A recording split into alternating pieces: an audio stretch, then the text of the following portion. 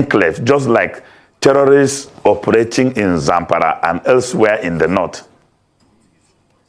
They arrest still cattle of people. They grab land. They operate a system in the bush that is a government. And these places are known. The security sometimes said, well, we couldn't do anything because there are no access roads. And I couldn't fathom that because, I mean, in a technologically driven economy like ours, would the issue be that of access roads? What happens to drones and cameras? Other sophisticated gadgets of intelligence gathering? So guys, this former minister is among the northern elders who have come out to give Tinubu very strong warning as regards to the incident that happened in Edo State. They insisted that the Tinubu's government must parade those who fight the people who they call hunters in Edo State. He said they are the one taming the northern youths. If not, the northern youths would have flayed up. They've been taming them, but the only thing they are requesting for is that they want those suspects that have been arrested to be paraded. Now, the Fulanis have finally invaded his own state and he has come out on Arise Television to cry out. So guys, I'm going to allow you to take a look at this video, what he said before now and what he is now saying. Take a look at this. That we are appealing to the youth, the restive youth in the north, who by virtue of what has happened in Uromi are calling for reprisal.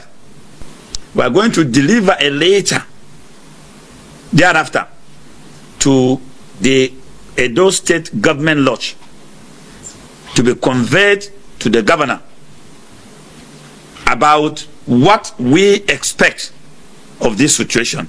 A very transparent investigation. The suspect should be paraded because the suspect had also identified themselves by the videos they produced and sent online. So they are known. We were saying that this transparent investigation will lead to accountability. And that in the final analysis, Edo State government will have to pay compensation for the lives of these 16 innocent people that died in transit. And we are saying that our people should consider what has happened.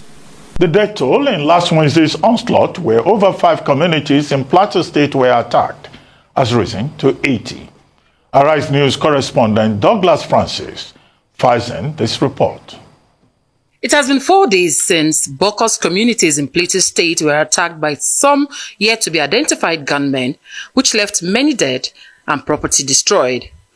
These lucky survivors, while narrating their ordeal to Arise News, said the attackers invaded their communities between the hours of 3 p.m. and 7 p.m., killing some persons and destroying over 700 houses in the process.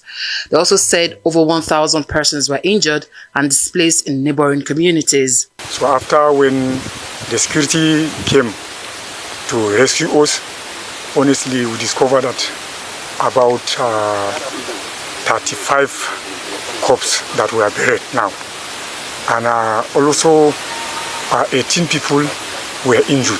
Some are in the hospital. Wednesday around 3:45 p.m. that's in the evening, we were just in the town, just had gunshots, firing gunshots anyhow. We started running, our people run, some of us escaped, and then that was what happened. They started killing everybody around. And I also lost my uncle by name Simon Banghas. He's also a vice principal, he's a principal at GSS Manguna. So I also lost him. I just hear gunshots as I was about to peep to see what is happening. The shots are also on me before I could understand. The people are running helter-skelter. After that, I went on rest myself too. That is how people were disorganized. As part of measures to bring succor and respite to the victims, the Plateau State government, through the Secretary to the State government, Samuel, visited some of the communities with relief materials. He appealed to the federal government to come to their aid with reinforcement of security personnel.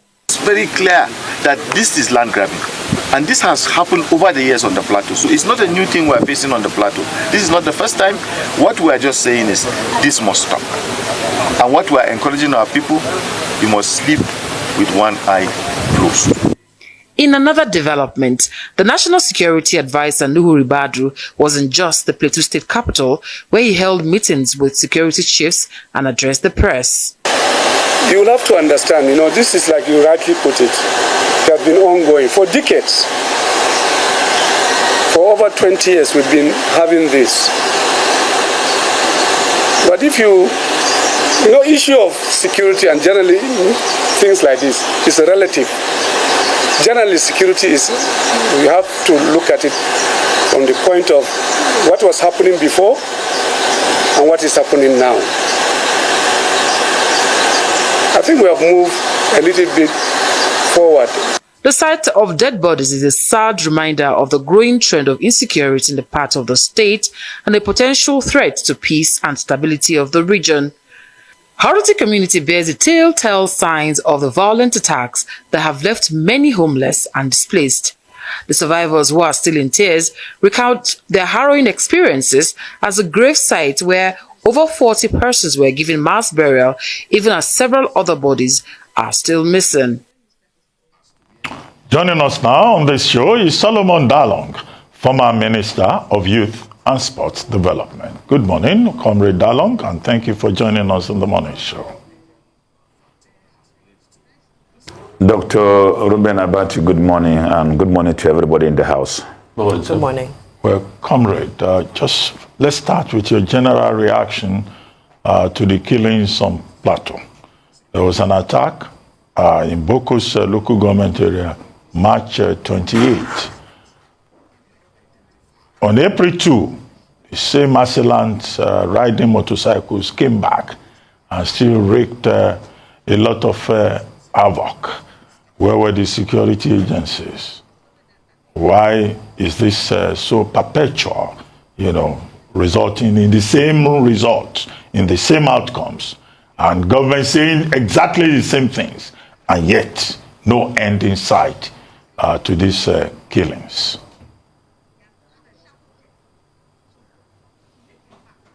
Let me begin by sending my condolences to the people of Plateau State, Bokos local government, to be specific, and the entire nation. It is indeed very unfortunate that every day human lives had been reduced to mere statistics. The security challenges on the Plateau has been around with us for over 2 decades. It started around 2001, and the victim community was my own very community, the Tarok people. We spent 3 years without even going to farm, coming under incessant attack and marauders.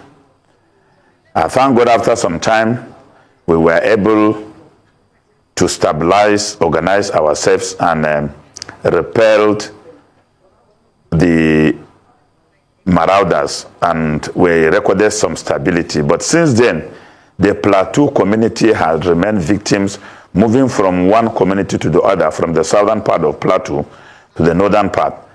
And it appears to have been domesticated now in Bokos local government. From the report I gathered about what happened, is that there is an established terrorist enclave within that local government. And an attempt by the security to repel them, disperse them, now resulted into this carnage where over 100 and something communities have been ransacked, killed.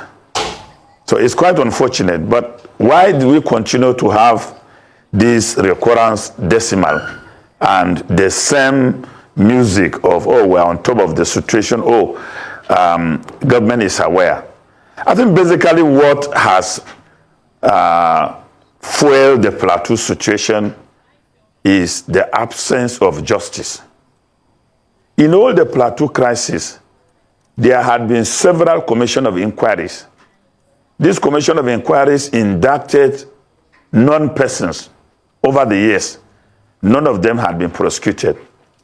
Some of these terrorists, they unleash havoc and kill people.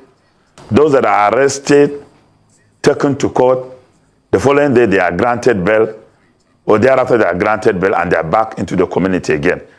So we are ruled by impunity, and there seems to be no political will to deal with the situation, because I believe that it is only when justice is administered to the various commissions of inquiries reports that are rusting in the government libraries, we will not see an end to this human carnage.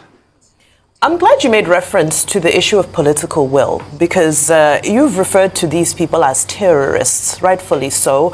Some have tried to refer to them as herders, but I know Governor Caleb Mufwang has been very clear to say that this is no longer about herders and farmers. This is a genocide on Plateau natives. But when we speak of the issue of political will, one of the things that we thought was going to rescue this situation was the creation of Ministry of Livestock and the plan to create some sort of system that would restrict the movement so that these attacks would stop. Now, when we saw the plan, it detailed a 10-year timeline that it would take to deal with this situation.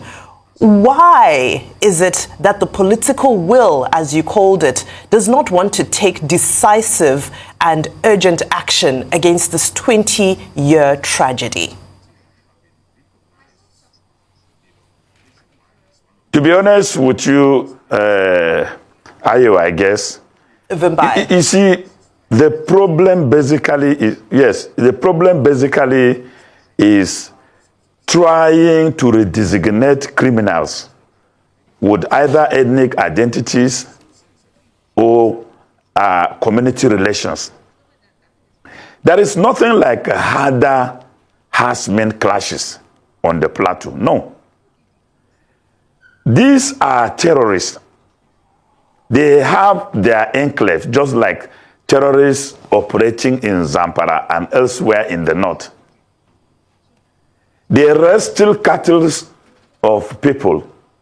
They grab land. They operate a system in the bush that is a government.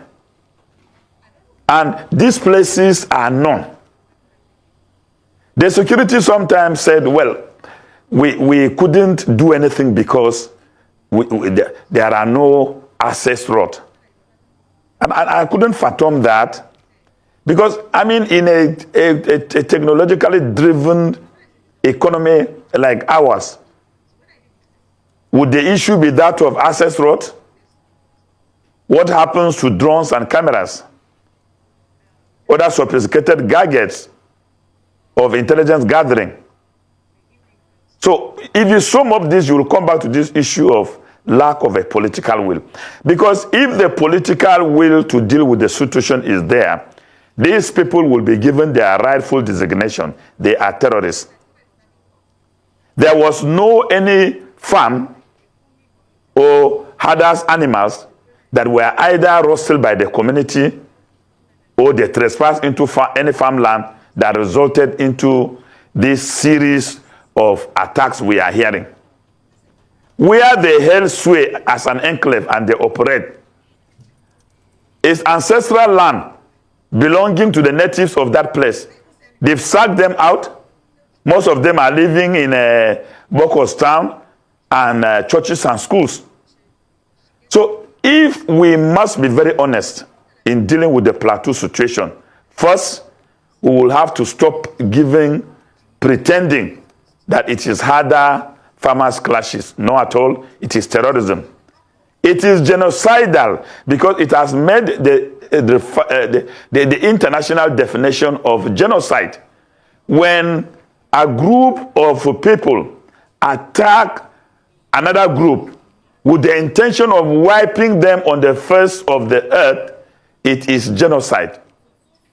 When you employ a policy of starvation and trying to use that to wipe a community or a group of people is genocide. So what is happening is genocidal. Let us not be hiding about Ministry of Livestock. Ministry of Livestock cannot even do anything about this problem.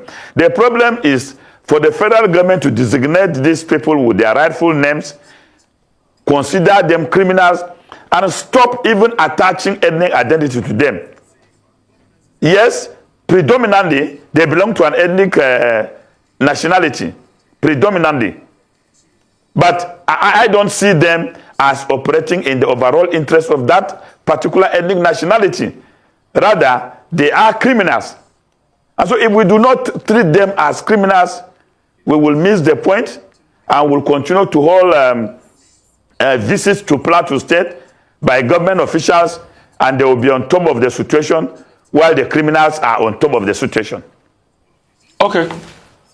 Can I ask you a question? Why always Bokos and Mangu axis? We all know that Bokos and Mangu axis is also the Irish potato bed of this country. What is going to happen to the lot of those farmers? What's the productive activity area, that area like? But why always Bokos and Mangu axis? When you take the geography of Plateau State, Bokos, Mangu, and some part of Panchin local government area and part of Barakinladi, this area is the productive, agriculturally productive aspect or a part of Plateau State, because most of the farming activities, when we are talking about even maize production, it comes from this area. We are talking about Irish potato, it comes from this area. And then the people themselves are, over a period of time, a multicultural society. There are even natives that are herders in those areas that had even animals, more than even the Fulanis in those areas. But as it is now, most of them have lost those animals. The livestock tradition has been lost to these criminals. So it is one of the agriculturally rich part of Plateau. And it has huge forest reserve and mountainous in nature. So this combined asset provide very good shelter for criminals. The people have huge livestock assets. They are very good farmers. They produce the highest area that produce maize in Plateau is Mangu and Bokos. So also the Irish potato in Plateau State is produced from Bokos, Mangu, Barakinladi, and Jos South. So this, to me, is the motivating factor that these criminals are exploiting to wreak this havoc. So to me, I think they are deliberately trying to sack the native communities and take possession. And then from there, they could expand and do much heinous things in the state. Okay, comrade. You said what the Nigerian state needs to do is that these, assailants should be designated as criminals. And I'm saying that, there's no doubt about that. There is already in place a Terrorism Prevention and Prohibition Act, 2011, which says persons engaged in this kind of activities are criminals and they can be sanctioned under the law. When National Security Advisor Malam Nuhu Ribadu also visited Jos, he made this very clear when he had that news conference. Are there other measures that you think that the Nigerian state should take? Are there areas of failure, just beyond the designation, that you think that the state can further work upon? Because all the time they talk about kinetic, non-kinetic approach and all of that. Where do you think the fault lines are? And what can we do going forward? Going forward, I must be very honest that the Nigerian state appears not to have given this situation the best of understanding. I see them politicizing the issue with visit. There is gross incapacitation of the Nigerian state to be able to protect lives and properties. Let's take this last episode, Joshua, where the terrorists are gathered. They have been there. The communities have been sending in reports. They have been complaining about the activities. Nothing was done by the Nigerian state. We will only just come together when they attack. So there is a complete failure of the security architecture, and that needs to be rejected, because the security architecture has to be modified to take into consideration technology to be deployed in order to deal with these challenges. That's number one. Number two, the state government must also live up to its responsibility, because the state governments cannot always be crying blue mother of, the federal government is not doing much enough, while on their own side, we have not seen anything they have done.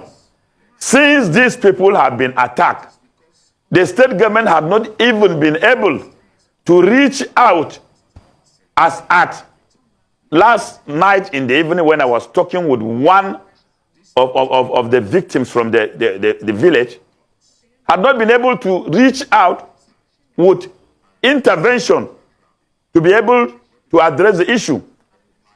In other states, state government had been also been able to mobilize the people in such a manner they should be able to repel these assailants.